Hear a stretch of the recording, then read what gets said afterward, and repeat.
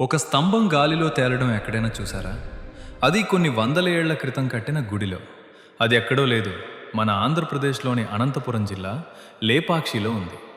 16వ శతాబ్దంలో విజయనగర రాజుల కాలంలో కట్టిన ఈ ఆలయం ఒక ఆర్కిటెక్చరల్ వండర్. ఇక్కడ మొత్తం 70 స్తంభాలుంటాయి. అందులో ఒక స్తంభం మాత్రం భూమికి తగలకుండా గాలిలో ఉంటుంది. ఇప్పటికీ మీరు ఆ స్తంభం కింద నుండి ఒక పలుచని క్లాత్ లేదా పేపర్ని అటు నుండి ఇటు తీయొచ్చు. లేపాక్షి అనే పేరు వెనుక కూడా ఒక అందమైన కథ ఉంది. రావణుడు సీతమ్మని తీసుకెళ్తున్నప్పుడు జటాయువు అడ్డుపడుతుంది కదా. రావణుడితో పోరాడి గాయపడిన జటాయువు ఇక్కడే పడిపోయిందని చెప్తారు. రాముడు ఇక్కడికి వచ్చి ఆ పక్షిని చూసి లేపాక్షి అని అన్నారట. అందుకే దీనికి ఆ పేరు వచ్చింది. బ్రిటిష్ వాళ్ళు కూడా ఈ స్తంభం రహస్యం తెలుసుకోవాలని ఆ స్తంభాన్ని కదపడానికి ట్రై చేశారట. కానీ వాళ్ళ వల్ల కాలేదు. మన పూర్వీకుల ఇంజనీరింగ్ టాలెంట్కి ఇది ఒక నిలువెత్తు నిదర్శనం.